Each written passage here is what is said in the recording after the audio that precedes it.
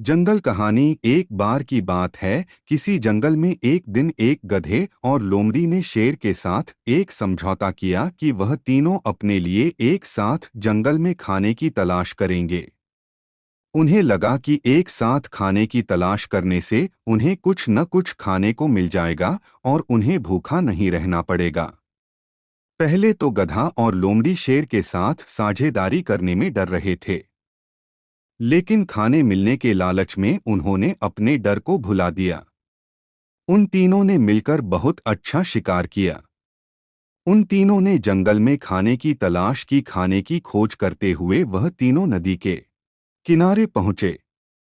उन तीनों ने फैसला किया कि उनमें से गधा शिकार के लिए जानवर तलाश करेगा। जब वह शिकार को ढूंढ लेगा तो वह उससे दोस्ती करने की कोशिश करेगा। फिर जब गधा शिकार से बातें कर रहा होगा तो बाकी दोनों छुपकर उसकी हरकतों को देखेंगे और सबसे पहले लोमड़ी जाकर शिकार के लिए जानवर पर झपटेगी। अपनी जान बचाने के लिए लोमड़ी से भागेगा। डरा हुआ जानवर लोमड़ी से बचने के लिए शेर के रास्ते में आएगा और शेर उस जानवर पर कूदकर उसे मार देगा और उसे एक ही झटके में मार डालेगा। शाम के समय तीनों जानवर थके हुए थे, लेकिन वह खुश होकर शेर की गुफा के आगे इकट्ठा हुए। शेर ने गधे को शिकार किए हुए जानवर को 3 हिस्सों में बांटने का आदेश दिया। गधा बहुत खुश था। उसे लगा कि शेर ने उसे शिकार को बांटने के लिए इसलिए कहा है क्योंकि वह उस पर विश्वास करता है और उसे पसंद करता है। बड़ी चालाकी से गधे ने शिकार किए हुए जानवर को एक जैसे 3 हिस्सों में बांट दिया।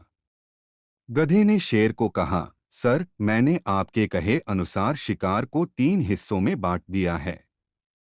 अब आप दोनों अपना भोजन ले सकते हैं। अपने लिए थोड़ा सा खाना रखा।